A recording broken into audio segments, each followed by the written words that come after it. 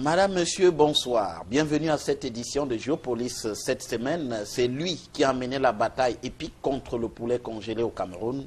C'est encore lui qui a placé l'agriculture au cœur du vécu des Camerounais. C'est toujours lui qui a fait des petits producteurs une priorité, regrettant qu'ils soient abandonnés à leur sort. Désormais, pour mettre en pratique ce programme fondé sur l'agriculture, il propose 40 mesures pour relancer le Cameroun.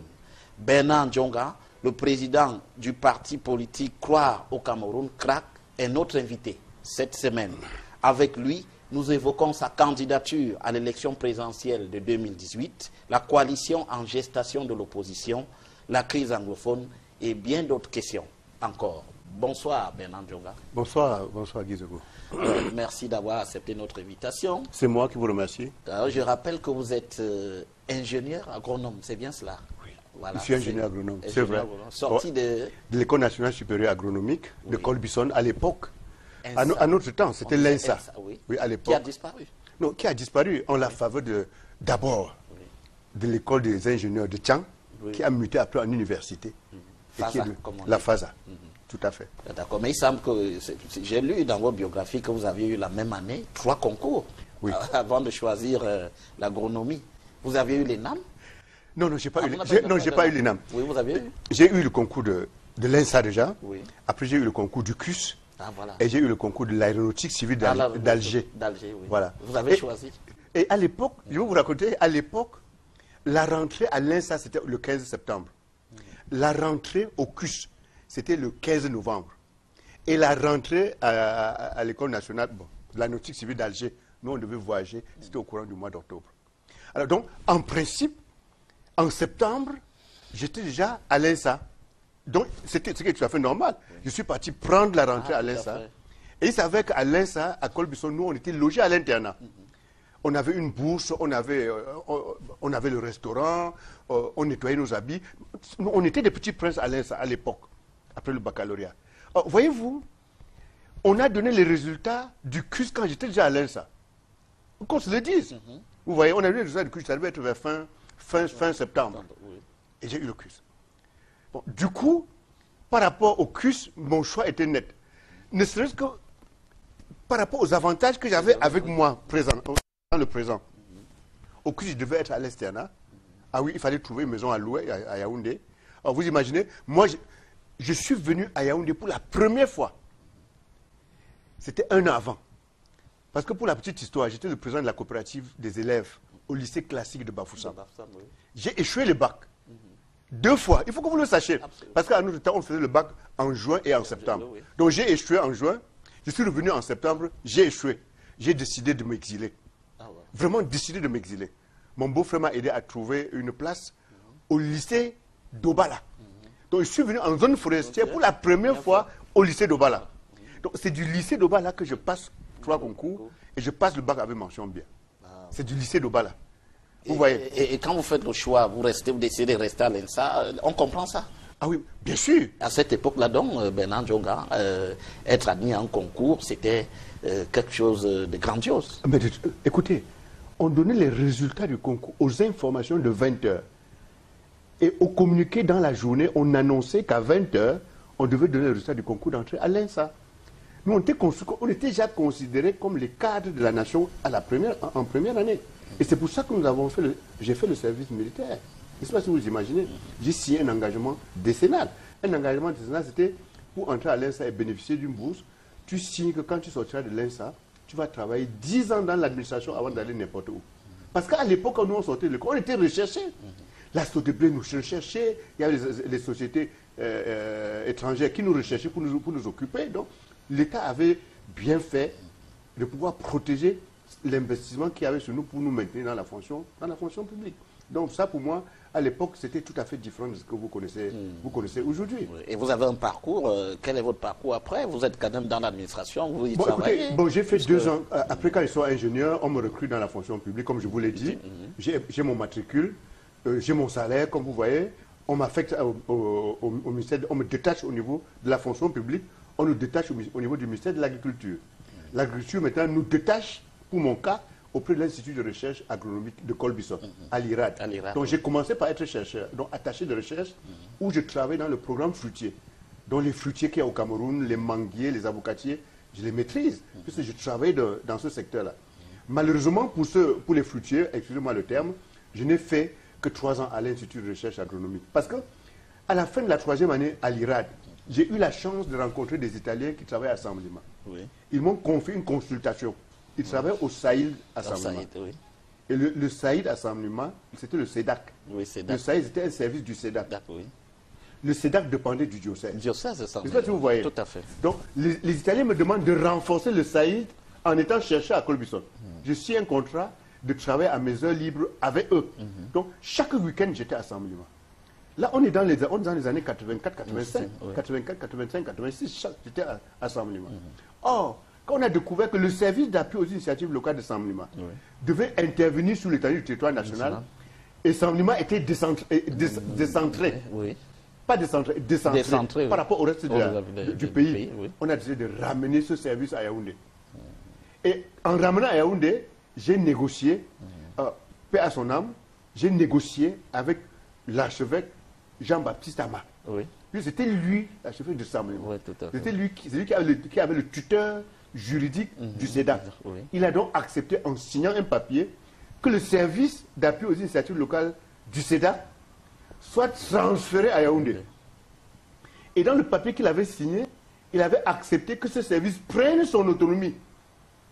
Je ne sais pas si vous voyez. Donc, j'ai donc transféré le service d'appui aux initiatives locales de développement du SEDAC à Yaoundé. Là, on est situé vers 87. En négociant avec le ministère de l'Agriculture, le ministère du Plan. J'ai obtenu un agrément et en m'appuyant sur l'autorisation de Monseigneur Jean-Baptiste Ama, j'ai obtenu donc cet agrément qui a été signé pour créer le Saïd comme ONG à Yaoundé. Or, les ONG n'étaient pas reconnues au Cameroun. Il fallait être une ONG étrangère. Je suis donc parti en Europe. J'ai fait la France, j'ai fait la Hollande, j'ai fait l'Italie, j'ai fait la Suisse et la Belgique. Pour voir le pays qui accordait plus de facilité de création d'une ONG, qui devait revenir travailler au Cameroun. Et c'était la Suisse. Alors, dans l'article 11 de la loi suisse, une ONG obtient son statut en un jour s'il y a un Suisse dans le conseil d'administration. Et vous obtenez donc... J'ai donc eu un Suisse, Ferdinand. Vincent Ferdinand. Il a accepté d'être membre du conseil d'administration avec les autres que j'avais sélectionnés. Et on est parti à Genève. On a fait du Saïd une ONG suisse. Je suis revenu au Cameroun. J'ai introduit mon dossier auprès du ministère des Relations extérieures, qui a accepté donc de signer un agrément avec le Saïd ONG suisse. Ça, c'est la formule que je pouvais trouver. Et c'est pour ça que vous allez remarquer que les véhicules du Saïd, cet agrément a été signé avec la plume de... sous l'autorité de M. René...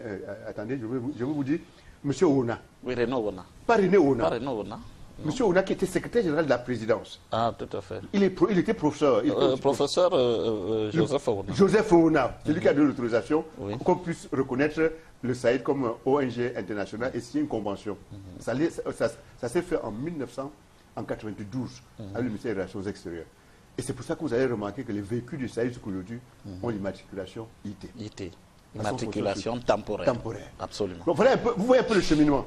Donc, je suis parti de la fonction publique. Et là, vous partez de la fonction publique. Mais bien sûr, je démissionne. C'est encore toute une autre histoire. Ah, oui. Parce que quand je suis à l'IRAD, j'ai cette possibilité de travailler à mes heures libres avec le SEDAC. Et je suis en contact avec les paysans. Ça crée des liens. Et c'est au moment où j'étais au fort de mes relations avec les paysans que l'IRAD m'a accordé une bourse pour aller faire le doctorat aux États-Unis de 3 ans. Pour aller faire le doctorat. Alors, je n'avais pas de choix. Soit je laisse tomber mes relations avec les paysans, avec le SEDAC, je vais aux États-Unis pour 3 ans. Soit je laisse les États-Unis, je vais avec le SEDAC. Mais je ne peux pas laisser les États-Unis et rester à l'IRAD. Parce qu'il fallait qu'on me remplace. Oui. Parce que je partais être formé pour venir remplacer le blanc qui était mon patron. Pour préparer la relève. Donc c'est normal, à notre temps, c'était comme ça. Vous voyez un peu. Or, j'ai décidé de ne pas aller. Oui. Vous voyez, le directeur de l'IRAD ne m'a jamais pardonné cela. Or, comme je ne pouvais pas rester, qu'est-ce qu'il fallait que je fasse? Il fallait démissionner. Il fallait démissionner. J'ai démissionné de la fonction publique. Vous imaginez, et quand je dis souvent aux gens, les gens ne me croient pas, parce que j'ai eu beaucoup de peur au niveau de ma famille. Oui. Personne ne m'a soutenu. Mais vous démissionnez la fonction publique en A2, il n'y a pas la crise. Il n'y a pas la crise. C'est ça, si vous imaginez, Oui. tu sors d'une bourse de formation à gauche et à droite, tu viens, tu démissionnes. Ah, ce qui m'avait aidé à l'époque, parce que vous avez parlé de l'engagement décennal, Oui. j'avais démissionné pour continuer à travailler pour les paysans. Ah oui. Vous voyez un peu. Donc au niveau de la fonction publique, le directeur que j'ai rencontré, il a accepté ça. C'est-à-dire que non, on ne peut pas me chercher des problèmes parce que je ne sors pas du domaine dans lequel... Et je travaille pour la production nationale. Alors là, je suis parti. Jusqu'à aujourd'hui. Vous voyez. Donc le SEDA a donc évolué. Le SAID a évolué. Oui. J'ai laissé le SAID en 2002 pour créer l'ACDIC.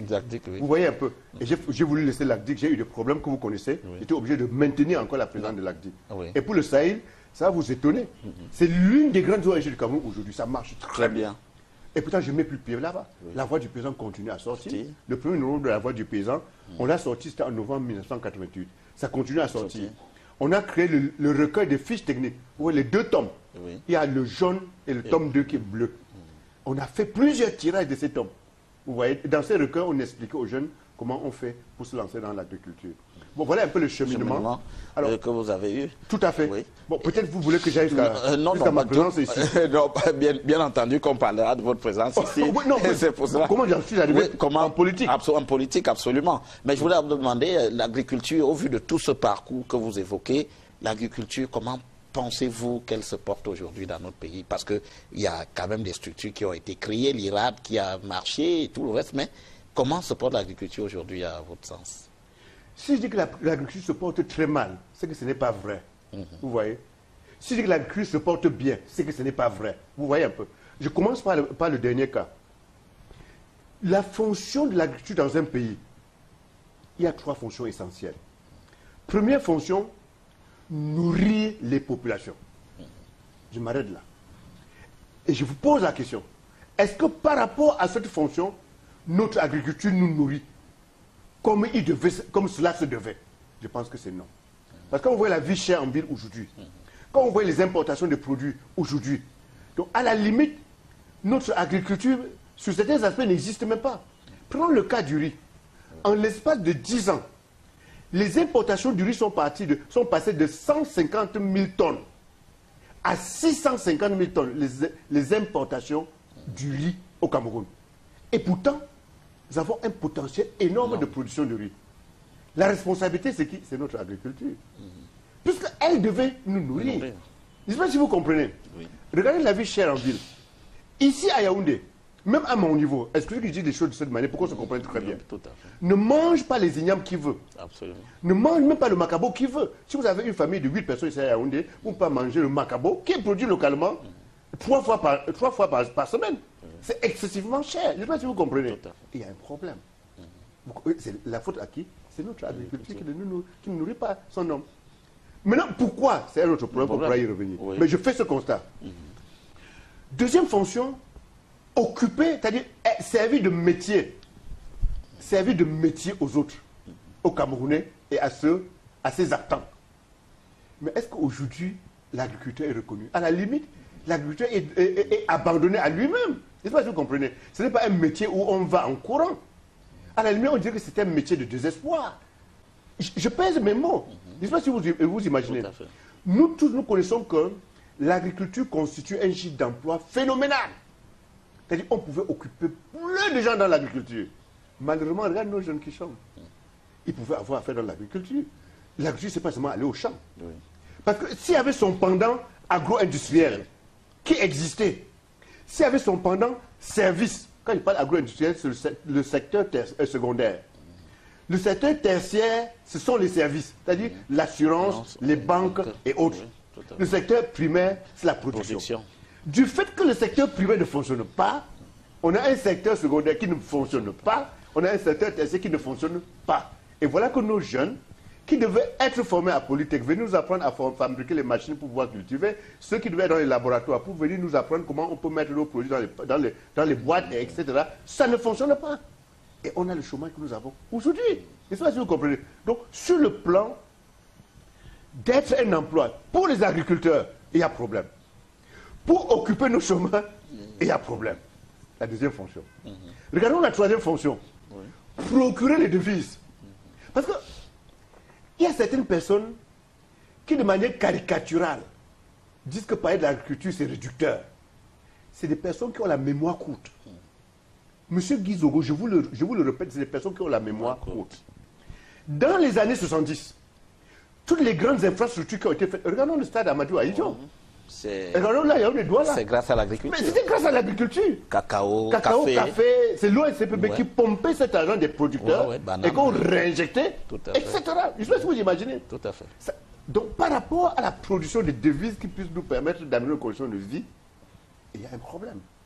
Donc, je n'ai que pris ces trois fonctions. Absolument. Vous voyez que la conclusion qu'on peut tirer, c'est de dire, je suis désolé, M. Guizogo, l'agriculture ne joue pas son rôle chez nous. Et pourtant, on a un énorme potentiel. On pourra y revenir.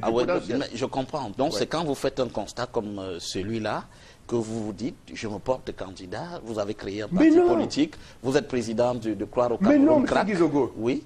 Mon cheminement, ce n'est pas celui-là. Oui, oui. C'est quoi exactement? Qu'est-ce qui vous amène en politique? Souvenez-vous aussi. Parce que, comme on dit souvent que le monde est petit. Oui. J'ai discuté avec vous en 2011. Oui, tout à fait. Je ne sais pas si vous imaginez. Tout à fait. Nous, on n'était pas candidats à l'élection présidentielle. Je ne sais pas si vous réalisez. Oui. Mais nous avons commis un pacte. Nous avons produit un pacte que nous avons proposé aux candidats à l'élection présidentielle. Tout à fait. Le pacte qui leur demandait de signer, qui devrait investir sur le développement rural. Parce que déjà à l'époque, nous croyons, dur comme fait, que notre développement passe par le secteur agricole. Nous avons proposé ce pacte aux politiciens et qui plus est aux candidats à l'élection présidentielle. Nous n'y étions pas. Qu'on se comprenne très bien.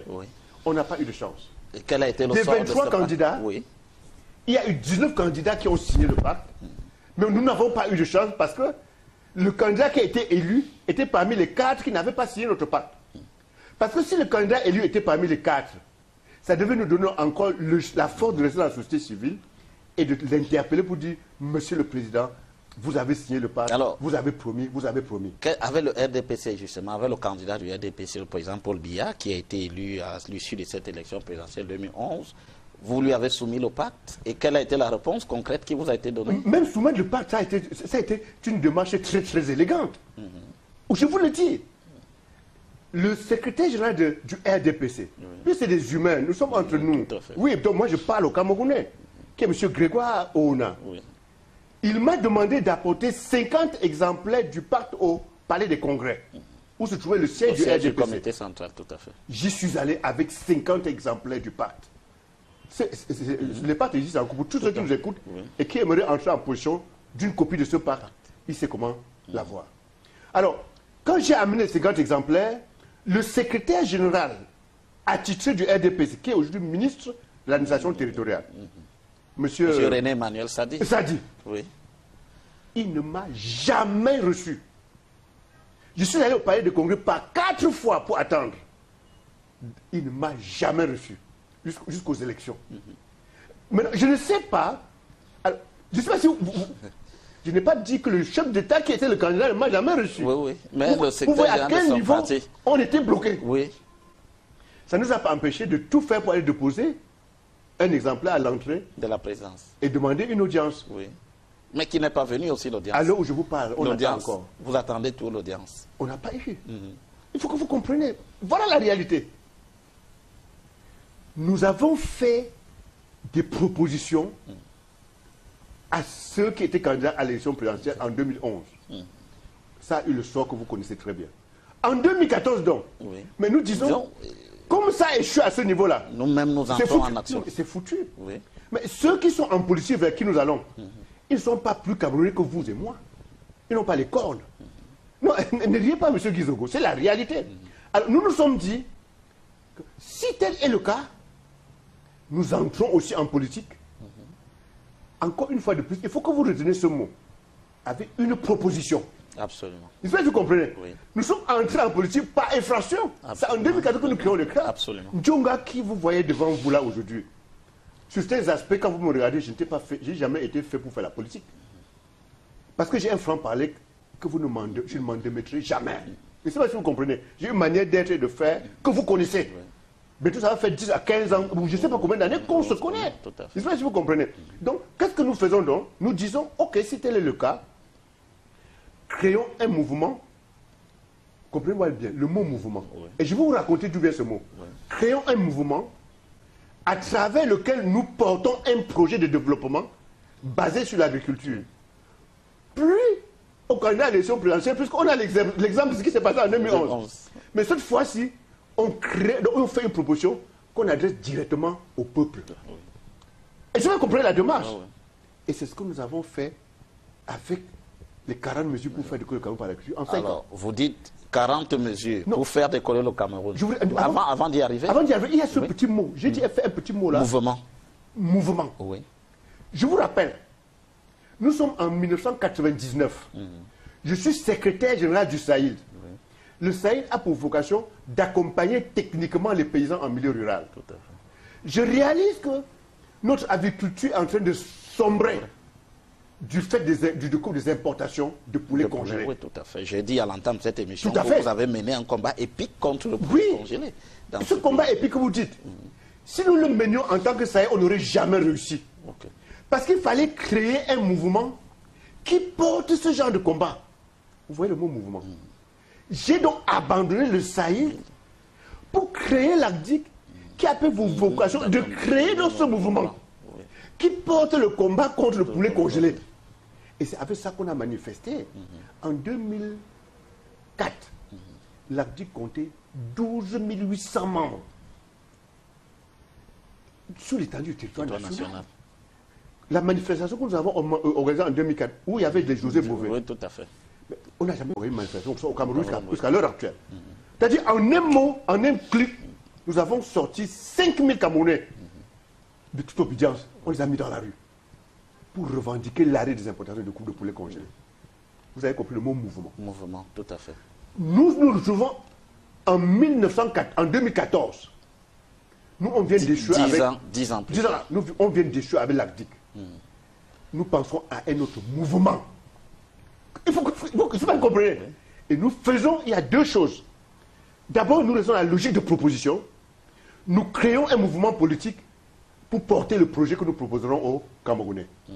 Mais une fois après avoir créé le mouvement, nous réalisons que nous n'aurons pas une reconnaissance juridique en tant que telle. Parce qu'au niveau de l'AT, on ne reconnaît pas les mouvements.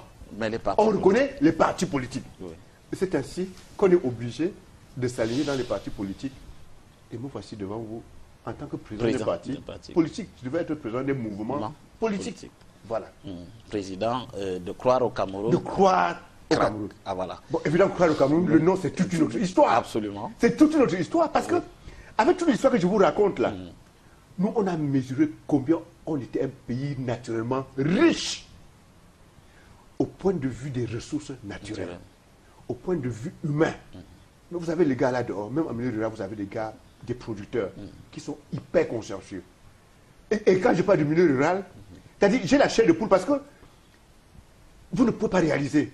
Vous voyez les instituteurs du village, les maîtres d'école du village. Vous avez une race de personnes extrêmement consciencieuses, des vrais formateurs, intègres, désintéressés. Ils sont comme ça en milieu rural. Donc c'est pour vous dire que nous découvrons que nous avons une vraie richesse.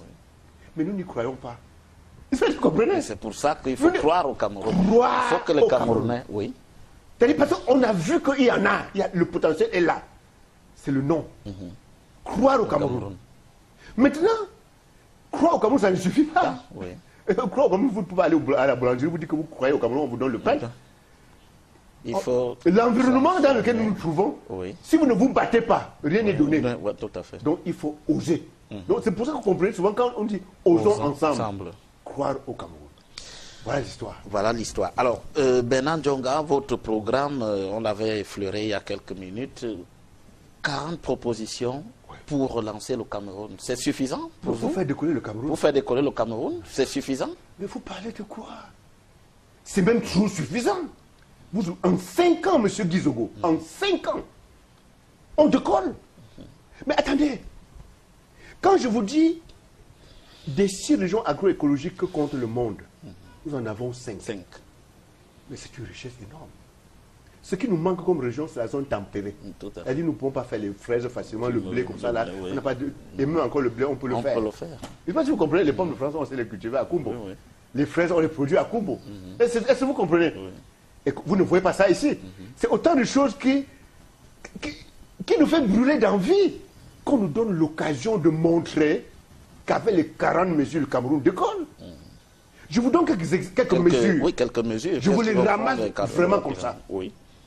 Nous comptons aujourd'hui 10 régions au Cameroun. Qu'est-ce qu'on fait avec 10 régions? Alors que, sur le plan agroécologique, c'est-à-dire la nature, sur le plan agroécologique, nous a donné 5 régions. Il dit que c'est naturel. Est-ce que vous comprenez? Oui. Les 5 régions? Quand vous mélangez le nord et l'extrême nord, c'est la région sahélienne. Vous mélangez l'ouest et le nord-ouest, c'est la région des hautes altitudes. Vous mélangez le littoral et le sud-ouest, c'est la région côtière. Vous mélangez le sud, l'est et le centre, une partie, c'est la région forestière. Vous prenez la Damawa que vous voyez là aujourd'hui, c'est la région des hautes savanes. Ça fait ces régions, c'est naturel, c'est propre. Et quand vous allez plus loin, vous constatez que sur le plan culturel, l'homme du nord-ouest est plus proche de l'homme de l'ouest. Hein. Il ne vous apprend. Et c'est la réalité qui est la nôtre.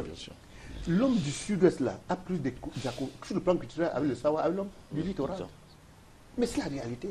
L'homme de l'est a des ressemblances, a des communautés avec l'homme du sud, une partie du centre. C'est une réalité. Donc, en plus d'être des zones agroécologiques, ça s'assimile aussi à la culture. À la culture. Pourquoi ne divisons pas le Cameroun en 5? Si nous divisons le Cameroun en 5 régions, comme je vous le dis là, on donne l'opportunité, comme c'est des zones agroécologiques, à chaque région de développer sa spécificité. À l'est, il y a du bois. Il n'y a pas le bois au nord, dans la zone sahélienne, ni dans la zone de haute altitude. Je ne sais pas si vous voyez. Tout à fait. Mais on nous crée des écoles de transformation du bois à l'est. Je ne sais pas si vous imaginez. On nous sort, quel type de meubles on ne sortirait pas? Chaque année, on importe pour 9 milliards de francs de meubles. Que ce soit les lits, que ce soit les armoires, que ce soit les bureaux. Va voir dans les ministères, on construit de nouveaux bâtiments. Partout, on fait de nouveaux bâtiments, que ce soit privés ou publics. On passe à la commande des meubles qui viennent de l'extérieur. Et pour la plupart, le bois qui part d'ici est transformé et ça revient. Si on fait ça, tout ça sur place, ça fait 9 milliards de francs que vous stabilisez à l'Est. Et l'Est nous produit des meubles qui vont dans les 4 autres régions. C'est sa spécificité, c'est sa richesse. Ils ne regardent pas les minerais. Je ne sais pas si vous imaginez qu'il y en a dans cette région qu'on peut valoriser. Ça permet aux populations de cette région de se développer, ça contribue à l'ensemble. L'Ouest fait les pommes de terre. On ne fait pas les pommes de terre à l'Est, ni à l'extrême nord. On en produit pleinement les pommes de terre à l'Ouest, et ça va dans les autres régions.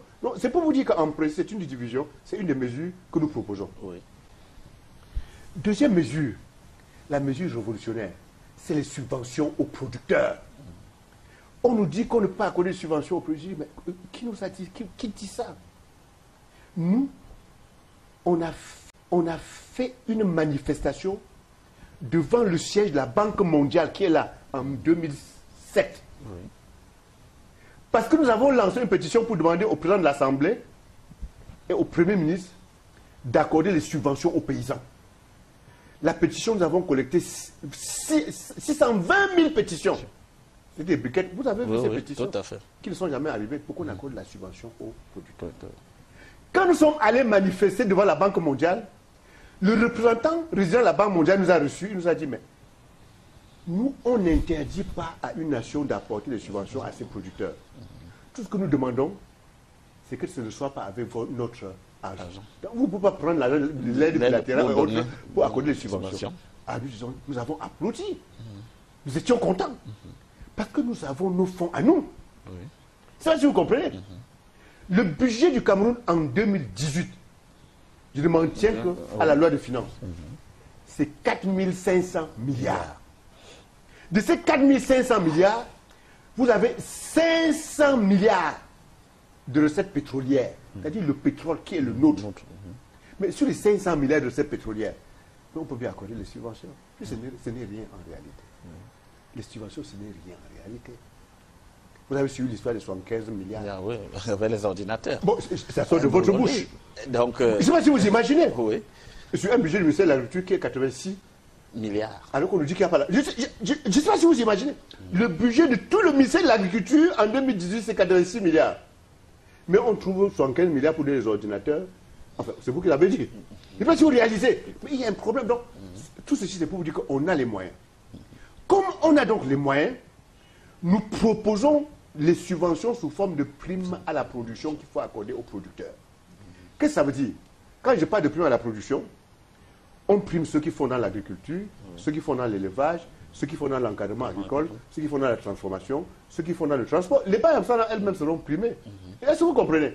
Alors, quand on dit prime sous forme, subvention sous forme de prime à la production, ça veut dire quoi? Ça veut dire qu'on détermine, si vous faites 1 hectare de maïs, au moment de la récolte, si vous avez 4 tonnes. Quand on est certain d'avoir il faut avoir la production de 1 hectare. Absolument.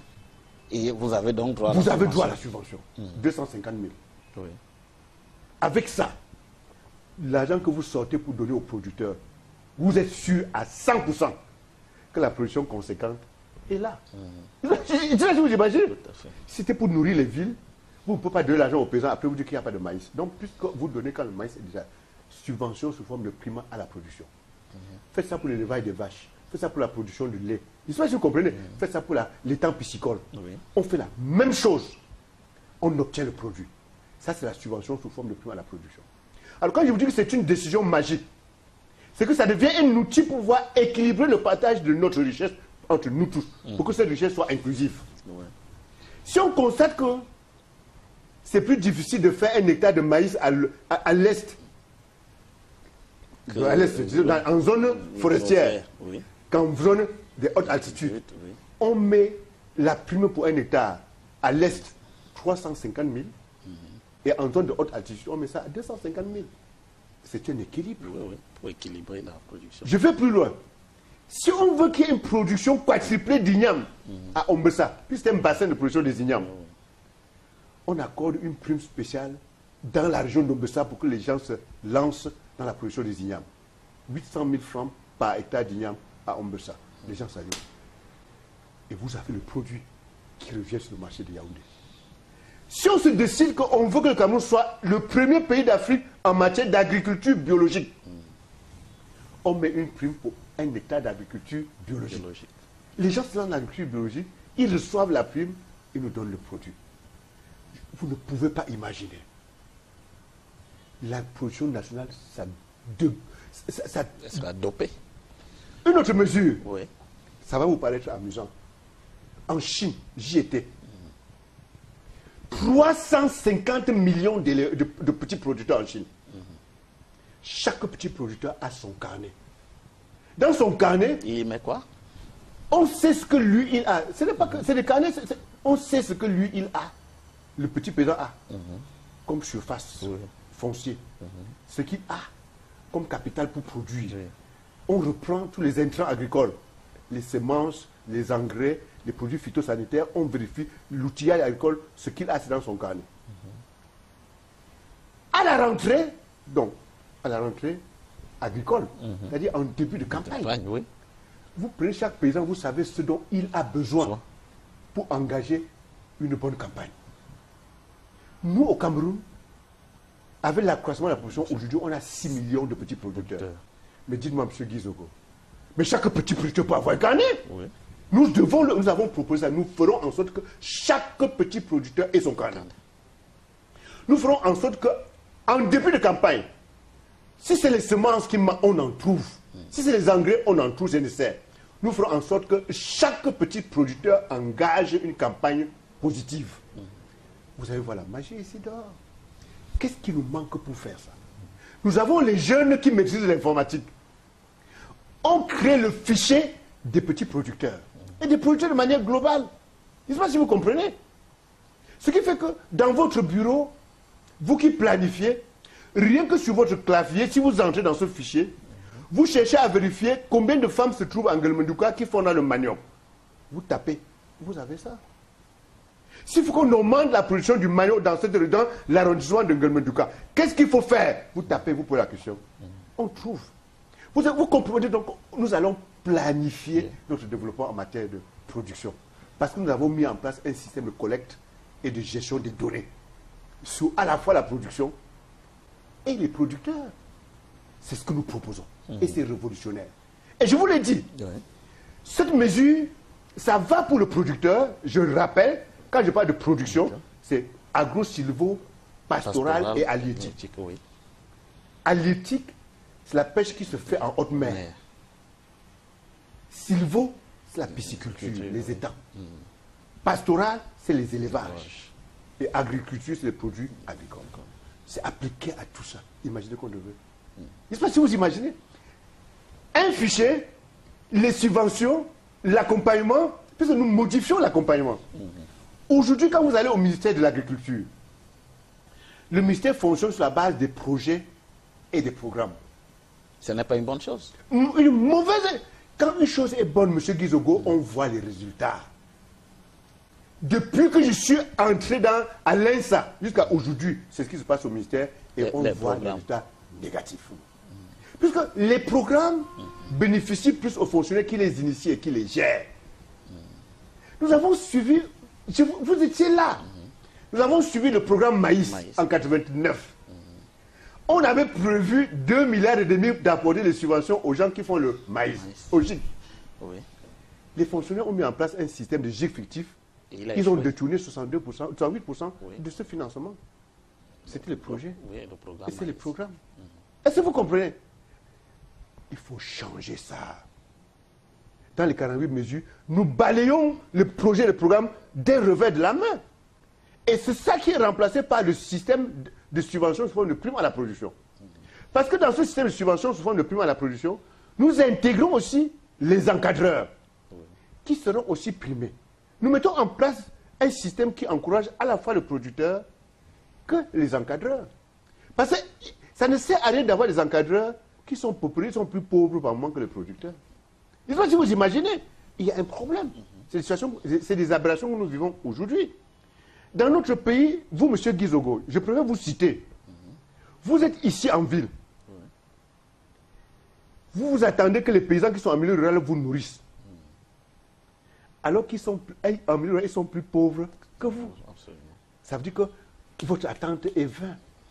Et c'est ça qui crée la situation qu'on a en ville aujourd'hui. Donc, vous comprenez un peu ces mesures que nous mettons en place. Autre mesure qui n'a l'air de rien, mais qui est aussi révolutionnaire. Je préfère qu'on se comprenne. C'est pour qu'on se comprenne. Quand vous prenez le Japon, c'est une puissance industrielle et technologique. Absolument. Quand vous prenez le Koweït, mais c'est une puissance pétrolière. Et ça se voit. Mais nous, au Cameroun, on peut être une puissance agricole. Or, au Japon, qui est une puissance technologique et industrielle, on apprend à coder aux enfants à partir de l'âge de 2 ans. C'est-à-dire à protéger ce qui a été créé. Mais bien sûr. Je ne sais pas si vous comprenez. Tout à fait. Alors nous, avec l'agriculture par rapport auquel nous sommes, c'est-à-dire on a tout pour être une puissance agricole. On n'enseigne pas la chose agricole à nos enfants, la maternelle. Il y en a même à l'université qui ne connaissent pas. Mais c'est vrai. Donc, ce que nous proposons, c'est qu'à partir de la maternelle, chaque école a un champ, une ferme. Dès les bas âges, dès ce niveau maternel, nos enfants doivent savoir d'où vient la salade qu'ils consomment, d'où vient l'œuf qu'ils consomment. Rien que savoir, doivent toucher aux poules. Les petits-enfants, s'amuser, grandir avec. Et il y aura ça dans chaque école, dans chaque collège, dans chaque lycée et dans chaque université. Mais imaginez ce que ça peut faire sur nos enfants. C'est une mesure révolutionnaire. Et on devrait l'appliquer.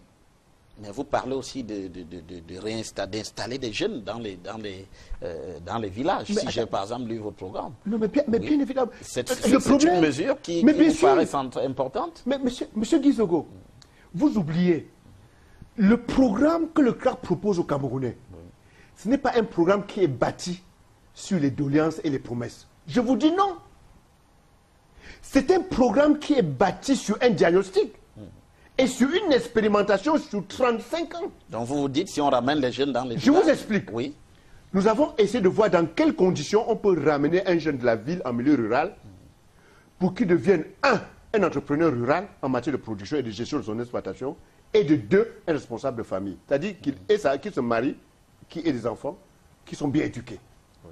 Ça fait 6 millions par jeune. 6 millions par jeune. Vous ne me donnez pas de temps. Parce que je vous vois pressé. Parce que j'aurais dû. Il aurait fallu que je vous dise, quelques mots dans ce que nous avons calculé. Oui, oui. Alors, nous partons sur le principe qu'un jeune que nous envoyons en milieu rural, il va là-bas pour vivre. Oui. C'est-à-dire, le milieu rural n'est pas le lieu où on se cache pour mourir. Vous avez lu ce livre. Les oiseaux se cachent pour mourir. Voilà. Voilà. Donc, vous me comprenez très bien. Oui. Donc, le jeune qui va en milieu rural, il doit pouvoir être bien logé. On peut bien se loger avec du matériau local. Et ça existe. Il doit avoir la possibilité de se connecter à l'extérieur, même en ville. Il doit pouvoir suivre un match. Tout à fait. La Champions League, il doit être dans les mêmes conditions de vie. Les mêmes conditions que... Vous avez tout compris. Absolument. Ça entre dans les 6 millions. Nous proposons ceci. Comme nous avons fait une expérimentation, et nous sommes sûrs que ça devrait marcher, comme nous savons qu'autour de nous, ils sont nombreux les jeunes qui aimeraient rentrer en milieu rural, s'injecter dans l'agriculture, par amour, pas parce qu'ils chôment, parce qu'ils aiment la chose agricole. Dégageons chaque année 15 milliards de francs par région, parce qu'il y en a 5. 15 milliards de francs par région. Pour les 5 régions, ça fait 75 milliards. Vous pouvez encore comparer. Je voudrais encore un autre élément de comparaison. Oui. Je ne vous fais pas parler. Je vais plus loin. Oui. Si on dégage 15 milliards par région, vous avez la possibilité d'installer, comme je vous l'ai dit, 2500 jeunes par an et par région. Dans les campagnes. Dans les campagnes. Et pour qu'ils vivent. Mais les gars vous arrosent de vivre en ville. Une fois qu'ils ont fait d'arroser les vivres en ville, mais on exporte. On transforme. Si on ne veut pas exporter, on crée les usines. Vous n'avez pas de transformer. Les PME et PMI de transformation, dans notre projet central. Et les PME, les PMI et PME, j'ai déjà fini avec les jeunes, on s'est bien compris. Les PMI et PME, nous les créons dans les zones de production de la matière première. Parce qu'il est question pour nous aussi de décongestionner nos villes. Ne laissons pas les villes comme Yaoundé Douala continuer à s'agrandir à l'infini. C'est parce que nos jeunes viennent chercher du travail. C'est parce que le secteur secondaire dont je vous ai parlé là, ça n'existe pas. Or, avec les PME et les PMI, nous créons le secteur secondaire qui n'existait pas. Nous les localisons dans les secondes villes. Donc, ça absorbe la pression qui devait aller sur les grandes villes. Ça grandit. Je ne sais pas si vous imaginez. Absolument. Non seulement ça devient un facteur de développement de notre production, ça devient un facteur d'occupation de nos jeunes, mais ça devient aussi un facteur de contrôle de la population et de la densité de nos villes. Quelque chose de vachement intéressant, M. Guizogo. C'est des mesures que nous avons intégrées. Je ne peux pas vous laisser partir sans que je ne vous parle de nos jeunes qui sont dans la diaspora. Oui. Est-ce que vous savez, les chiffres que je vous donne, ça date de 2 ans. Mais je préfère que vous reteniez ces chiffres-là. Parce que si je vous dis que ça a augmenté, ça va vous étonner. Nous avons 12 500 ingénieurs camerounais en Allemagne. À l'heure où je vous parle. Il faut les faire revenir. Mais bien sûr. Oui. Vous avez les moyens de les payer ici. Mais attendez, je vous l'explique. Oui, allez-y. Je vous l'explique. Le projet, les 40 mesures que nous vous proposons, il faut les ressources humaines, expérimentées, formées, pour pouvoir porter ces mesures. Je ne sais pas si vous comprenez. Tout à fait. Et les mesures que nous proposons, c'est pour faire décoller le Cameroun. C'est-à-dire, c'est pour placer le Cameroun dans un processus de développement. Et il y a beaucoup de choses que nous commencerons. En 5 ans, nous aurons fait décoller le Cameroun, mais nous n'aurons pas fini avec ce que nous avons commencé. Est-ce que vous comprenez? Parce que nous entrons dans un processus. Je prends le cas de la formation avec les jeunes. Quand nous prenons les jeunes à la maternelle, on commence à les inculper dans la production, vous voyez ce que ça donne. Donc pourquoi j'insiste dessus? Donc, les jeunes qui sont en Allemagne, il faut que nous le fassions venir. Nous savons que la plupart de ces jeunes sont partis de leurs propres moyens. Ça encore, c'est notre problème, notre système éducatif. On n'a aucun contrôle sur eux. À la limite. Non, on n'a pas puisque les parents se sont battus. Les parents sont battus pour envoyer contre ces gens que vous n'avez pas envoyés. Voilà. Ce qui veut dire qu'il faut les convaincre de rentrer. Et c'est ce que nous allons faire. Nous avons plus ça dans notre projet. Ces jeunes qui sont dans la diaspora, ils ont un savoir-faire qu'il faut reconnaître et payer pour. Les diplômes que les gars ont. Oui, il faut payer à la hauteur des diplômes qu'ils ont. Ça, c'est un. Ils auront une contribution réelle au développement de notre pays. Il faut aussi payer pour ça. Donc ne soyez pas surpris. Nous sommes partis, on a fait nos calculs. Une fois qu'on a fait les 5 régions, dans chaque région, l'État doit avoir des infrastructures et des équipements mobiliers qui permettent de donner à ces jeunes-là d'avoir des conditions de vie qui sont à la hauteur de leur contribution et de leur diplôme. Ça ne nous gênerait absolument pas, M. Guizogo, que dans la région forestière, dont on a parlé tantôt concernant l'université de Bois et autres, qu'on construise des villas et qu'on les offre à ces jeunes qui ont la formation, qui ont la spécialité, d'aider ceux qui sont restés à transformer cette nature, à les former, à mieux gérer, etc. Nous le ferons. Parce qu'à l'heure actuelle, quand l'équipe nationale gagne un trophée, je pense que vous avez vu ça quelque part, on donne une villa à chaque joueur. En Côte d'Ivoire, par exemple. Par exemple, comme vous le dites. Ceux de la diaspora, ce sont nos joueurs. Ah oui. Donc nous allons créer des conditions. Tout ça, c'est pour vous expliquer, nous allons créer des conditions pour que ces jeunes rentrent. Ils ont une expérience, ils ont un savoir-faire, qu'ils mettent ce savoir-faire au service du décollage, au service de la transformation de ce potentiel naturel que nous avons et au service de notre ambition qui est de faire du Cameroun une puissance agricole, ce qui est tout à fait normal et légitime. Et je vous l'ai déjà dit, ne me posez plus la question de savoir d'où viendra l'argent. Je vous ai donné quelques chiffres. Il y en a. Non, il y en a. Oui. Ce n'est qu'un problème de gestion. Alors, et comment est-ce que votre projet est acquis jusqu'ici? Je vous entends quand même dire que près de 40% des Camerounais sont déjà... Je commence par vous. Ah bon? Mais attends, mais vous, je commence... Non, mais si je me dis l'enquête, je commençais par vous. Oui. Non, mais ils ne sont riez vraiment pas. à fond avec vous là. Mais non, mais ne riez pas. Mais le retour que nous avons, mais ce projet que vous avez vu, le document projet, ce n'est que le résumé. Nombreux sont les Camerounais. Il ne se passe pas les jours où on nous téléphone, vous vendez ça combien, comment on fait pour avoir, vous vendez ça combien, comment on nous félicite, etc. C'est des Camerounais. Quand on va commencer à parler politique, quand on va parler politique avec vous et moi, je veux vous dire que nous on ne fait pas la politique comme vous croyez. Absolument. Puisque nous parlons aux Camerounais. Le projet que nous proposons aux Camerounais transcende les partis politiques, transcende les clivages ethniques, et je ne sais pas, les clivages religieux, ça transcende cela. Je ne sais pas si vous comprenez. Donc, c'est quelque chose qui est favorablement accueilli, ce qui est tout à fait compréhensible. Mais on vous dit que avec 40 mesures, votre pays décolle en 5 ans. Mais vous-même là, mais vous êtes curieux, non? Vous dites, faites-nous voir ça. Et vous avez en face de vous des gens qui sont prêts à vous montrer que c'est faisable. Quoi de mieux pour un compatriote? Mais dites-moi, quoi de mieux? Et je vous le confirme. C'est faisable. On vous demande une chose, la plus simple possible, M. Guizogo. Mettez-nous à l'épreuve. 5 ans, ce n'est pas long. Le Cameroun décolle. Et de manière inclusive. Il n'est pas question qu'il y ait une minorité de Camerounais qui s'approprie la richesse, qui décolle. Non. Tout le Cameroun qui décolle. Vous êtes sans oublier l'argent qui part en milieu rural pour la production. C'est à ce niveau-là qu'on a le plus de chances de faire en sorte que l'argent circule dans la poche de le maximum possible de Camerounais. Ce qui fait que le décollage dont nous vous parlons, mais on porte le Cameroun à partir de la base. Ce n'est pas qu'on tire le Cameroun par le haut. Pour le tirer, vous dire décoller. Non. On porte le Cameroun par la base. Et vous me poussez, j'ai pas fini. 40 mesures, vous voyez quand même que c'est beaucoup. Oui, c'est beaucoup, mais on en a pris celles qui étaient essentielles. Mais non. Il en reste encore. Mais il en reste. Je vous en donner deux. Deux encore. Je vous donne deux. Juste deux. Deux encore. L'aménagement du territoire. Oui. La région des Hautes-Savanes, puisqu'on est déjà dans le principe de région, des Hautes-Savanes, c'est-à-dire de l'Adamawa. De l'Adamawa, oui. C'est 148 000 km².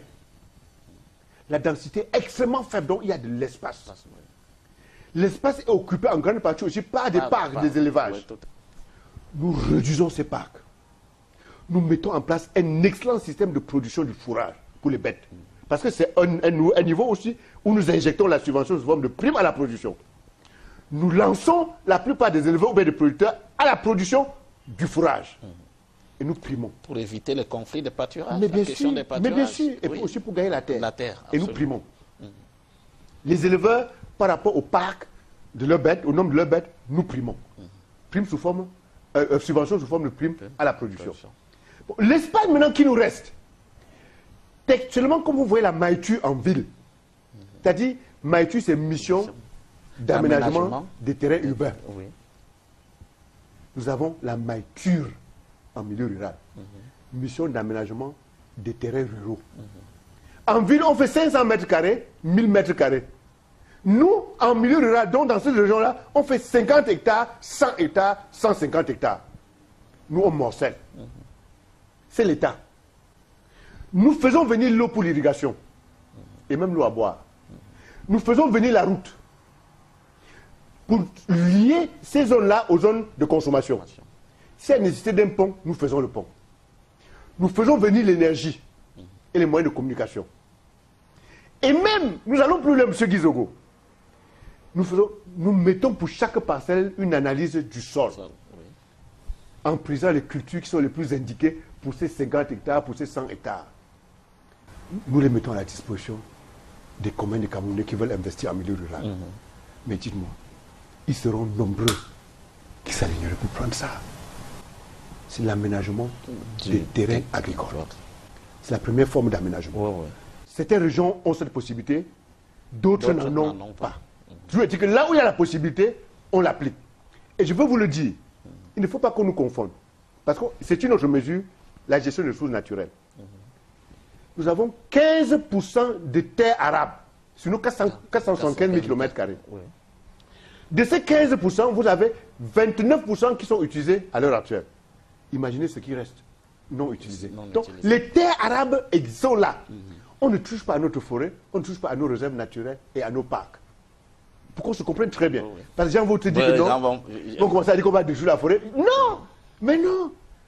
La forêt constitue pour nous notre richesse et on a mis une mesure pour les protéger. Et là, d'autres mesures? Alors, je reste encore dans l'aménagement. Absolument. Après? Quand vous prenez l'arrondissement de Goulmakon, de Mengueme, pas très loin de Mbalmayo. Mengueme, oui. Dans l'Oignon et ça, vous dites? Oui, bien sûr, Ngomzap. C'est dans la même région. Dans la même région. Vous faites un cercle. Oui. Dans ce cercle, vous avez des paysans qui sont isolés, qui par moment manquent même de semences. J'ai vu, je parle de... On installe dans ce cercle-là ce qu'on appelle le pôle de promotion des exploitations familiales. C'est-à-dire, on installe un centre qui apporte, il y a un magasin d'intrants agricoles, il y a un parc du matériel, il y a des magasins de séchage, il y a de stockage, il y a des aides de séchage, il y a une petite équipe d'accompagnement des producteurs, et poum, on dope la production de ces paysans qui sont isolés dans ces régions-là. Ils passent d'un demi-hectare, 1 hectare, à 2, 3 hectares. On s'arrête là. En 3 ans, M. Guizogo, vous allez voir la magie. En venant vers le centre, ils se connaissent. Oui, parce qu'on va mettre en place un système d'échange. Oui. Ils se connaissent, ils comprennent qu'ils ont des services ensemble. C'est-à-dire, on regroupe leur production, on vend plus facilement et ils gagnent plus. Ils ont facilement les semences parce qu'il y a un centre. Petit à petit, on transforme ce centre en coopérative avec ces jeunes. C'est parti. Est-ce que vous comprenez? On appelle ça les bassins de promotion. Non, les pôles de promotion des cultures vivrières. On va les servir. Et regardez, dans chaque région où il y a ça, on crée. Donc c'est pour dire qu'il y a cette autre mesure. La dernière mesure, avec votre permission, c'est ce que nous appelons les filets sociaux. Voilà. À l'heure actuelle, on est en train d'expérimenter, ici au Cameroun, la Banque mondiale avait le ministère du Plan. Oui. Ah, il faut quand même leur tirer le chapeau. Ah oui, parce que c'est pas mal. On arrive dans certains villages où les paysans sont extrêmement pauvres. On décide qu'à la fin du mois, on fera en sorte que chaque chef de famille gagne 25 000. Ça peut être à travers des travaux qui n'ont pas leur valeur. Je ne sais pas si vous comprenez. Mais c'est pour que chacun... Je vous assure que c'est fantastique. En très peu de temps, on a appliqué ça, Vous regardez que la boutique du village commence à s'achalander. Les produits arrivent. De nouveaux produits arrivent. C'est positif. Vous remarquez que le nombre de motos-taxis entre la ville et le village augmente. C'est parce que les gens bougent. Et ça, je vous imaginez. Après, vous remarquez que la production est en train d'augmenter. Vous voyez qu'à travers les filets sociaux, c'est une manière de faire en sorte que la richesse soit au bénéfice de presque tout le monde. C'est quelque chose de vachement intéressant. Nous pensons dans le cadre des 40 mesures qu'il existe encore au Cameroun beaucoup de régions où les gens n'ont pas de quoi acheter le pétrole, n'ont pas de quoi acheter le savon. Il faut appliquer ça dans ces régions-là pour enclencher la dynamique de production. Ce n'est pas un cadeau. Tout l'argent que l'État donne aux producteurs en milieu rural, si c'est bien suivi, cet argent a un retour en termes de production qui est positif dans l'alimentation des populations. Ça, c'est la dernière mesure que je prendrai. Bien sûr, il y en a au total 48, voilà, 40 mesures, pas 48, 40 mesures qui sont essentielles et que, si l'on s'en tient à ce que vous nous dites, qui sont très bien accueillis sur le terrain, on peut donc penser que vous êtes, vous êtes un candidat qui compte pour la présidentielle de 2018, Bernard Dionga, c'est bien cela? Non, ce n'est pas moi qui vous le dis. Oui. C'est à vous de le dire, à vous de le constater. Absolument. Je vous le dis. Il faudrait qu'on soit clair là-dessus. Nous avons créé un parti politique d'abord pour continuer une lutte qui était celui de porter l'agriculture au cœur du débat concernant notre développement. Pour montrer que notre développement passe par l'agriculture. Notre combat a été toujours celui-là. Et c'est par rapport à ça que j'ai évoqué les 40%. Vous vous souvenez très bien. Oui. Voilà. Alors, en dehors de vous, Bernard Dionga, il y a d'autres candidats, bien sûr. Évoquons-les. Il y a d'abord le candidat qui est là depuis 1982, le président Paul Biya. Il n'a certes pas encore déclaré ouvertement qu'il serait candidat en 2018, mais si c'était le cas, comment vous accueillez cette candidature? C'est un Camerounais. C'est un Camerounais. Vous savez, c'est pas que je suis embêté par la question, mais j'ai toujours l'habitude de le dire. Nous avons le chef de l'État que nous méritons. Moi, Dionga qui vous parle. C'est-à-dire. Non, mais attendez. Si vous n'aurez pas voulu qu'il soit là, mais vous aurez trouvé moyen de le faire partir. Vous aurez trouvé moyen de l'exprimer. Or, les moyens qui existent à l'heure actuelle, légal, le moyen légal, qui est la Constitution, qui est les élections, c'est à travers ces moyens qu'il est là. Ne comptez pas sur moi pour dire qu'il n'a pas été élu. Il a été élu par vous et moi. Dans le principe des élections, même celui je ne l'ai pas élu moi. Je vous le dis clair et net. Je n'ai pas voté pour lui, mais c'est mon président. C'est le principe, il faut respecter le principe démocratique. Donc, c'est simplement pour vous dire ceci. S'il est candidat, ça va m'étonner. Mais c'est de son droit. Ça va vous étonner. Oui, pourquoi ça va vous étonner? Non, ça va m'étonner parce qu'en principe, à son âge, il méritait un repos. Et si c'était à nous de lui donner ce mérite-là, nous au CRA, vous pouvez y compter. Il le mérite. Je ne sais pas s'il me fait comprendre. Oui. Donc, ça va m'étonner parce qu'il mérite un repos. Plutôt que de continuer. Quand on dit mériter un repos, c'est ce que vous êtes en train de le dire. Oui. Je ne sais pas si vous comprenez. Si se reposer aujourd'hui, ça n'étonnerait personne. Et ce n'est que normal. Je ne sais pas si vous comprenez. Ne faisons pas comme si qu'il se prenait un repos aujourd'hui à son âge. Ce serait un scandale. Mais par contre, il étonne plus à insister, à durer. Ça étonne plus. Moi avec. Est-ce que je réussis à me faire comprendre? Moi avec. Secondairement, moi aussi en tant que citoyen, il faut accepter mon besoin, mon envie d'une alternance. Est-ce que vous comprenez? C'est normal. Parce que en tant que citoyen, je vois ce que l'alternance fait dans certains pays de par le monde. C'est quelque chose de positif. Il y a des pays qui ont institutionnalisé l'alternance. C'est parce qu'ils ont eu à mesurer, à expérimenter les avantages de l'alternance. Vous dites donc en dernier ressort que le président Paul Biya ne devrait pas se représenter. C'est bien. Mais ce n'est pas à moi de décider s'il se représente ou pas. Oui. Je vous dis très bien, c'est de son droit. Oui. C'est un Camerounais. Est-ce que vous comprenez? Pourquoi je dois lui demander de ne pas se présenter si dans la Constitution qui nous régit tous, il n'est pas inscrit qu'il ne devrait pas se présenter? Je vous pose la question. Est-ce que vous comprenez? Oui. Ça, c'est ma position. Ça, c'est ma position. Qui ne m'empêche pas de vous dire qu'il y a deux choses que j'aurais souhaité. En tant que citoyen, en tant que Camerounais, je ressens cette envie. L'alternance et la fin d'un règne qui dure éternellement. Je ressens cette envie en tant que citoyen. Mais mon envie que je ressens, ça ne m'a même pas imposé quoi que ce soit ou bien à limiter les droits d'un citoyen. Voilà ma position. D'accord.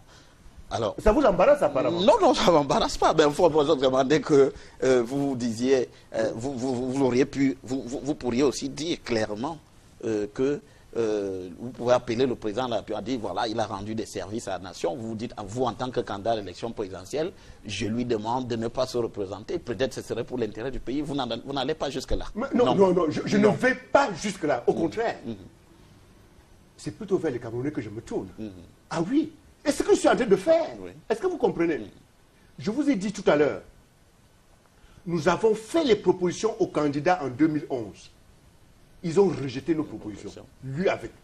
Et c'est lui qui a même été élu. Cette fois-ci, nous faisons les propositions aux Camerounais. Et nous expliquons aux Camerounais que si vous nous donnez la possibilité d'être là où vous êtes en train de dire, voici ce que deviendra le Cameroun en 5 ans. Est-ce que ce n'est pas propre comme démarche? C'est ça notre démarche.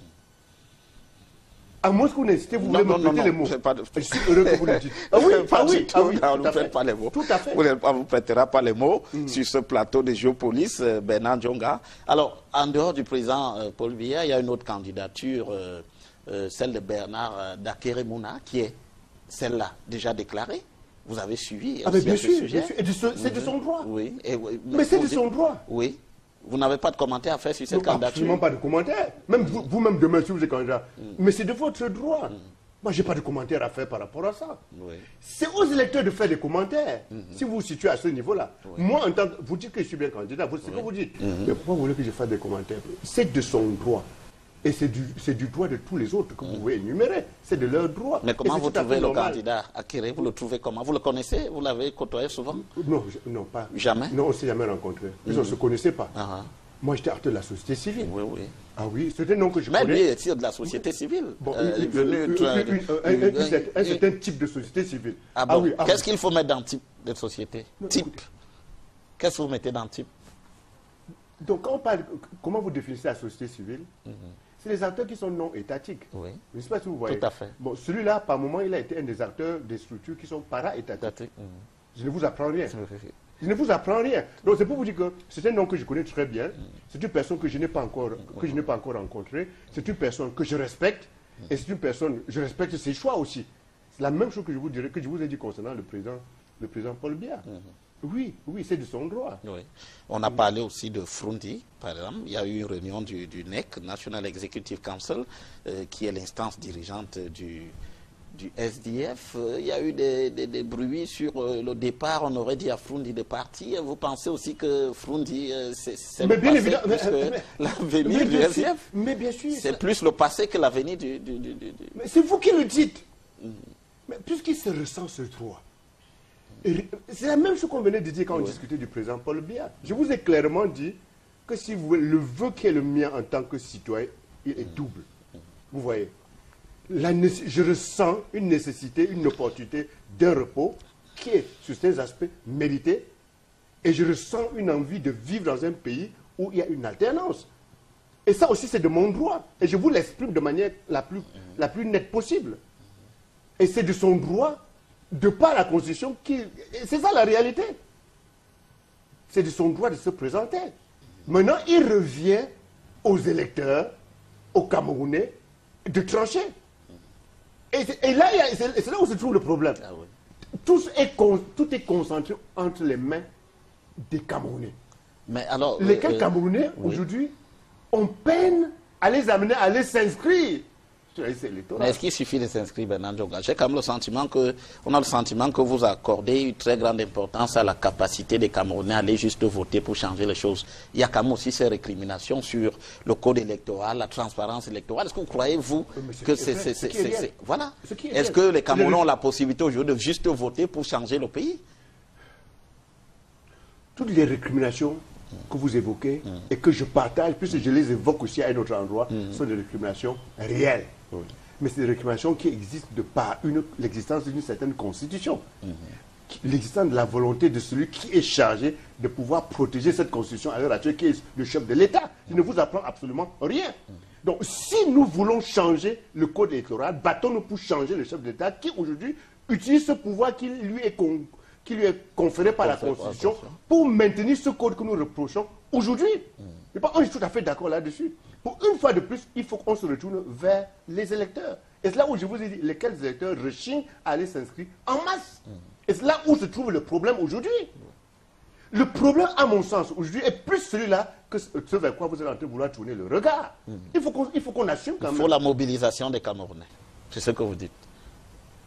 Qu'est-ce que vous entendez par mobilisation? Vous pensez que les Camerounais sont aussi mobilisables que ça? Parce qu'on est en train de se battre. Moi-même, je me bats pour que les gens aillent s'inscrire.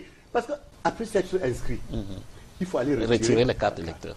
Après avoir retiré les cartes, il faut aller voter. Après avoir voté, il faut contrôler son vote. Je ne sais pas si vous imaginez. Le chemin est quand même long. Hein? Est-ce que vous comprenez? C'est dans cette logique-là qu'on devrait s'inscrire. Est-ce que vous comprenez? Parce qu'en fait, je crois fondamentalement que c'est le peuple qui détient le pouvoir. Notre constitution, à moins que vous voulez l'anarchie. C'est ça la réalité. Donc nous, on doit travailler à ce niveau-là. C'est à ce niveau-là qu'il faut travailler. Parce que si vous dites qu'il faut remettre encore le code électoral, choisissez la méthode qui vous permet d'obtenir des résultats pour pouvoir modifier ce code électoral. Parce qu'il y a des voies qui mènent vers l'impasse. Soyons conséquents. Je suis désolé, M. Guizot, soyons conséquents. Ok. Alors, candidature à l'élection présidentielle, on a parlé de quelques-unes, il y en a bien d'autres, mais il y a cette question de la coalition autour de l'opposition, c'est une demande des Camerounais aussi, coalition de l'opposition. Est-ce que vous pensez que c'est une idée qui peut prospérer? Mais je n'ai pas à juger cette idée. Déjà, je vous l'ai dit d'entrée de jeu, le CRAC s'inscrit comme un parti de proposition. Et c'était d'abord un mouvement. Oui. On est devenu parti parce qu'on ne pouvait pas se faire reconnaître différemment. Donc, dès le départ de la création du CRA, nous sommes partis pour parler aux Camerounais de toute obédience confondue. C'est-à-dire en transcendant les clivages politiques, ethniques, religieuses, etc. Notre fonds de commerce, si vous me permettez le terme, dans notre fonds de création, c'est ça l'origine. Donc, quand vous parlez de coalition des partis politiques, aujourd'hui, il faut que vous trouviez une place pour un parti comme le CRA. Parce que c'est plus un parti de proposition. Peut-être que le mot coalition des partis de proposition n'existe pas encore dans votre langage. C'est qu'il va falloir le trouver. Je suis désolé, M. Guizogo, il va falloir le trouver. Donc, la coalition des partis de proposition. Là, vous parlez au président du CRAC. Maintenant, pour vous dire ceci, nous sommes ouverts à toute forme de débat. Pour autant que ce débat soit concentré autour des projets, autour des propositions. Donc, cela veut dire parce que les récriminations contre ce qui se fait à l'heure actuelle, il n'y a pas une récrimination que nous ne connaissons pas. Et vous le savez, en tant qu'entrée de la société civile, nous avons tout dénoncé. L'un n'est plus aux dénonciations. Pour ce qui concerne le CRA, l'un est à la proposition. On fait comment? Et c'est ça que les Camerounais attendent, à notre sens. Peut-être qu'il y en a qui attendent autre chose, mais c'est ça que les Camerounais attendent, à notre sens. Et nous pensons que, si nous sommes honnêtes et nous appuyons sur ce levier de la proposition, ça peut convaincre ceux des réticents Camerounais qui ne veulent pas aller s'inscrire, qui trouvent les motifs d'aller s'inscrire. Et ça peut nous pousser vers ce changement dont on parle. Depuis, essayez de bien comprendre la démarche qui est celle du CRAC. Je ne sais pas si je me fais comprendre. Essayez de bien comprendre la démarche qui est celle du CRAC. Quand nous avons créé le CRAC, ce n'était pas pour se comporter comme les chiens de Pavlov. Où à chaque fois vous venez vers nous pour dire quelle est votre réaction. Non. Qu'on se comprenne très bien. Alors, le CRAC est donc prêt à travailler, par exemple, donc Benan Djonga, vous qui êtes candidat, vous êtes prêt à vous effacer pour un autre candidat dans le cadre de cette coalition, mais à quelles conditions? Mais si on parle de projet, mais quand vous, je ne sais pas si, nous on parle aux Camerounais, avec votre permission, je peux prendre le projet. Tout à fait. Nous on parle aux Camerounais. Vous allez remarquer que dans les réseaux sociaux, la plupart des responsables du CRAC, ils ne mettent pas leur profil, leur photo. Vous n'avez pas remarqué ça? Ce qu'ils mettent en avant, c'est le projet. Moi-même, vous voyez cette image. Dans les réseaux sociaux, vous me voyez très souvent avec cette image. Ce que nous mettons en avant, c'est le projet. Nous sommes prêts à nous asseoir autour de n'importe quelle table avec n'importe qui. Écoutez-moi bien. N'importe qui, n'importe quelle table, pour discuter d'un projet. Comment on peut faire pour que le Cameroun décolle. Je pense que c'est clairement dit. Et je sais que vous me comprenez, monsieur le ministre. Tout à fait. Vous me comprenez. Et je suis désolé de vous de répéter cela. Tous les mots de notre pays, on les connaît. Nous, dans les 30 dernières années, nous, non seulement on est resté à les connaître, on les a dénoncés. Moi qui suis sur vous, devant vous, je suis sous condamnation. Oui. L'année passée, Oui, oui, tout à fait. Quand on a déchiré mon habit devant le Premier ministère, par rapport à la grippe aviaire. Quand on m'a déchiré l'habit, j'ai été condamné à 2 mois d'emprisonnement ferme avec sursis pendant 3 ans. On était en 2016. Oui. Heureusement pour moi, donc je suis sous condamnation jusqu'en 2019. Heureusement que cette condamnation ne me prive pas de mes droits, d'être éligible, de concourir à n'importe quoi. Mais je suis sous condamnation. Est-ce que vous comprenez? Nous, on n'a pas simplement dénoncé. Il n'existe pas, à mon sens, à Yaoundé, une cellule que je ne connaisse pas. Pas pour avoir regardé. Hein. Pour y être pour y avoir passé. Pour y être entré pendant pour y avoir passé la nuit. Vous comprenez? Le ministre des Forces armées, M. Betty Assomo, mais s'il me voit parler, il va rire. Parce que lui, il m'a mis en cellule 2 fois. Oui, tout à fait. Étant préfet du Foundi. Étant préfet du Foundi. Absolument. Jean-Claude Silla, qui est préfet du Foundi à l'heure actuelle. Oui. Mais il m'a mis en cellule 2 fois. Mais il est là. Oui. Mais on n'est pas devenus des ennemis. Oui. Donc c'est pour vous faire comprendre qu'en réalité, ça ne me gênait pas que je répète cet échange que j'ai eu avec le ministre Betty Assomo, à l'époque où il était préfet, quand José Bové est même venu. Oui, tout à fait, en 2004. Il m'a dit, Monsieur Ndjonga, je ne veux voir personne devant la chambre d'agriculture. Si je trouve quelqu'un là, j'ai répondu, mais les gens sont déjà là. Comment voulez-vous que je les dégage? Oui. Et ok, si c'est comme ça, je veux les dégager. Oui. J'ai répondu, vous ferez votre travail. Et moi, je fais le mien. Nous serons là. Oui. Il a souri et il a envoyé les militaires. Il a envoyé les gendarmes. Mais c'est normal. Donc c'est pour vous dire qu'en réalité, on rit. Mais je suis très sérieux pour vous dire que nous, au CRAC, on en a vu. Tout à fait. Et on en a essayé des choses. On n'est pas resté les bras croisés. On a pensé que aujourd'hui, il faut qu'on aille vers les Camerounais avec des solutions compréhensibles par rapport à leur quotidien. Il faut qu'on aille vers les Camerounais avec quelque chose qui puisse les faire rêver, qui puisse créer en eux de l'espoir et une faille qui puisse les convaincre d'aller s'inscrire sur la liste électorale. Et c'est en ça que je dis de la manière la plus modeste possible. Si on réussit sur ce plan-là, même si on est déjà en train de réussir sur le plan de porter la problématique agricole au centre des débats qui concernent notre développement, sur certains aspects, nous sommes déjà en train de gagner les élections, M. Guizogo. Je ne sais pas si vous comprenez. Sur certains aspects. Vous êtes déjà tout à fait. On est déjà en train de gagner ces élections. Maintenant, ça dépend de quelles élections et de gagner comment. Mais pour ce qui nous concerne, je vous l'ai expliqué. Maintenant, si les Camerounais veulent qu'on aille très loin, c'est ce que nous souhaitons avec cette proposition, en les interpellant pour qu'ils nous mettent au défi, qu'on fasse décoller le Cameroun en 5 ans avec ces 40 mesures. Nous sommes prêts. Et je vous le dis, nous sommes prêts à assumer ces responsabilités. Et ça a plu à beaucoup de gens en conférence de presse. Vous avez ri. Mais moi aussi, j'ai ri parce que j'étais sérieux. Lorsque je vous ai dit que l'engagement qu'on prend concernant le domaine agricole, si les Camerounais nous disent que allez nous montrer ça, c'est le meilleur de nous qui portera le ministère de l'Agriculture.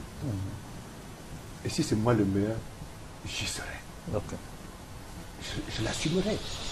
Voilà. Alors, Bernard Ndjonga, vous dites, j'ai retenu 2 mots tout à l'heure dans vos développements. Vous avez parlé des mots du Cameroun, MAUX, mais vous avez parlé également des solutions que vous vous apportez. Il y a justement la crise anglophone qui fait partie de ces mots et qui attend aussi des solutions. Qu'est-ce que vous en dites à l'heure qu'il est crise anglophone?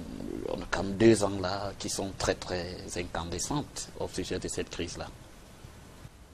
Je vais aborder cette crise de 2 manières. Pour vous rappeler que la proposition que nous avons faite ici concernant le redécoupage du Cameroun en 5 régions. Tout à fait. Nous l'avons sorti avant la crise.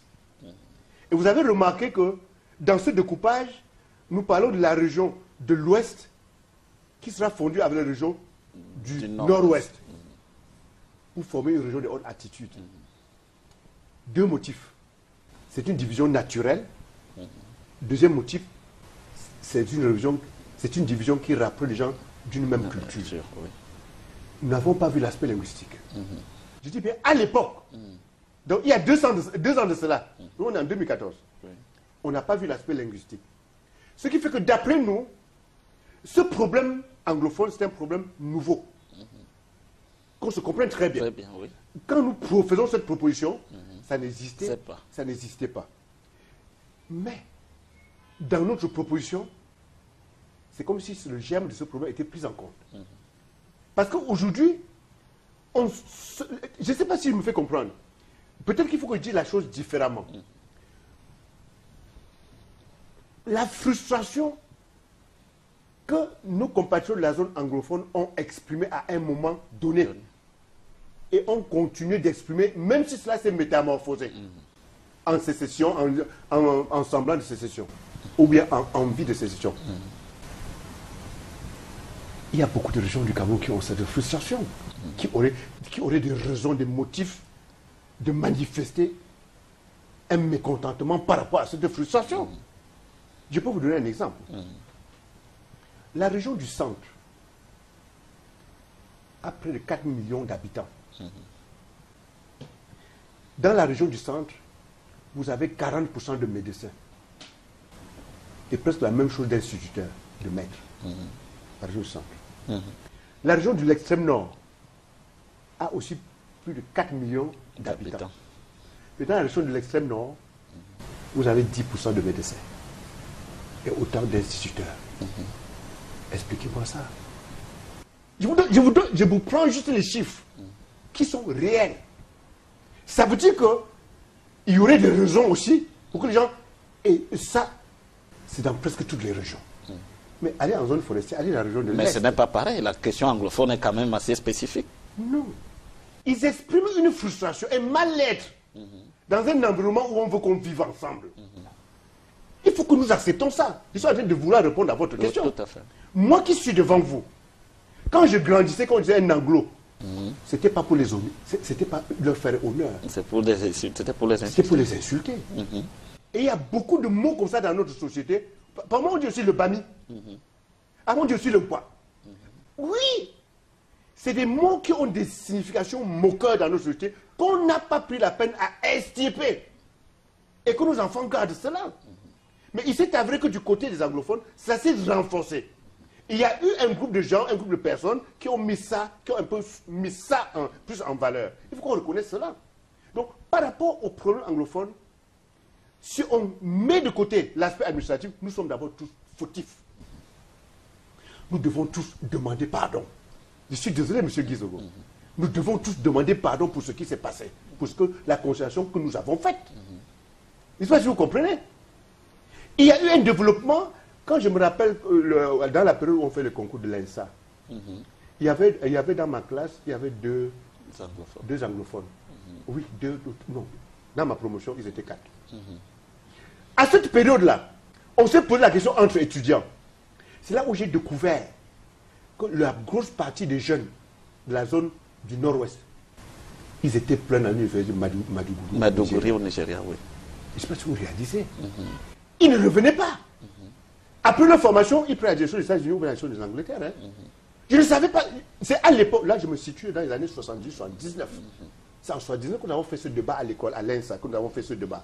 Et que j'ai découvert cela. Je ne sais pas si vous comprenez. Donc c'est pour vous dire ceci, qu'il y a un mal-être qui a été exprimé par les populations de cette partie du Cameroun. Et ce mal-être, c'est dans un contexte de vivre ensemble où nous avons laissé se développer des clichés, si vous permettez le terme. Et c'est par rapport à ça que je dis de manière la plus simple possible qu'on devrait demander pardon. C'est la première étape. Il faut qu'on trouve un moyen, en dehors de la problématique politique administrative, de demander pardon pour qu'on puisse, à notre niveau, chercher à reconstruire notre vivre ensemble. Pardon à nos frères anglophones. Mais bien évidemment.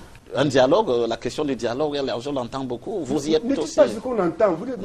Pour le dialogue, dès le début de cette crise, nous, au CRAC, on a discuté. On était tombé d'accord que la meilleure des solutions, c'était que le chef d'État aille là-bas pour discuter avec ces gens. Est-ce que vous comprenez? C'était tellement clair. Puisqu'à cette époque, le chef d'État, c'est le chef de l'État. c'est le chef de l'État. Si on est ensemble, c'est lui qui est le chef. Donc pour nous, c'était tout à fait normal, et je le redis encore devant vous. Ce soir, c'était normal que dès le premier soubresaut, mais qu'il aille discuter avec nos compatriotes de la zone anglophone. On ne l'a pas fait. Devant vous et moi, il ne l'a pas fait. Il a envoyé des commissaires qui, sur certains aspects, ont envenimé la situation. Il faut qu'on soit clair là-dessus. Les choses sont passées devant nos yeux. Je ne sais pas si vous comprenez. Donc on en est rendu à une situation où je me dis, il faudrait qu'une solution soit prise par vous et moi, en dehors de l'aspect politique administratif d'abord, où on crée un cadre de demande de pardon et autres, qu'on commence à reconstruire le vivre ensemble qui, par le passé, semblait tenir. Et maintenant, viendra la phase où le politique et l'administratif pourraient entrer. Mais comment? Ça demande encore de réfléchir. Mais, j'insiste sur le fait que, dans le projet du CRAC, ça a été pris en compte, mais pas de cette manière. Et notre projet reste valable. Il faut le dire. Parce que dans le projet que nous proposons, dans les 40 mesures, la deuxième mesure sur la liste, nous demandons, avant, que la décentralisation soit totale et parfaite. Nous l'avons demandé avant. Je ne sais pas si vous réalisez. Le chef de l'État, dans son discours à la nation, lui aussi, il a demandé cela, qu'il faut parfaire la décentralisation. Maintenant, il faut savoir que vous dites parfaire la décentralisation. Parce que quand vous poussez avec la décentralisation, mais vous ouvrez la porte au fédéralisme. Ce qui, sur le fond, n'est pas une mauvaise chose que ça. Je ne sais pas si vous comprenez. Ce n'est pas une mauvaise chose en tant que telle. C'est même compté parmi les solutions, l'évolution dans les propositions du CRAC. Parce que quand vous imaginez que 40% des instituteurs sont dans la région du centre, c'est parce que la fonction publique, le ministère des Finances se trouve à Yaoundé. Une bonne partie, au mois d'octobre et au mois de novembre. Vous avez une bonne partie des instituteurs qui devaient être à Touboro, mais qui devaient être à l'extrême à l'est là-bas, qui sont ici à Yaoundé en train de suivre, de suivre le salaire, de suivre l'intégration, de suivre l'avancement. Ils sont ici à Yaoundé. Si ces pôles de gestion du fonctionnariat, ces pôles de gestion de la paix se retrouvaient décentralisés, il n'y aurait pas eu de raison contre cette concentration de fonctionnaires à Yaoundé à un moment donné. Donc ce ne serait absolument pas une mauvaise chose. Qu'on arrive finalement au fédéralisme. Mais bien évidemment. Absolument. Alors, merci Bernard Djonga. Nous arrivons au terme de cet entretien sur Equinox Télévision dans le cadre de cette émission Géopolis. Il rappelle que vous êtes le président de Croire au Cameroun, CRAC, et que vous êtes candidat à l'élection présidentielle de 2018. C'est moi qui vous remercie de l'invitation. À très bientôt. Merci. Alors, madame, monsieur, merci de nous avoir suivis pendant cet entretien avec le président de Croire au Cameroun qui était notre invité cette semaine. Je vous donne rendez-vous dimanche prochain lorsqu'il sera 20h30 pour une nouvelle édition de Géopolis. C'est sur Equinox Télévision. À très bientôt. En attendant, restez en compagnie de nos programmes.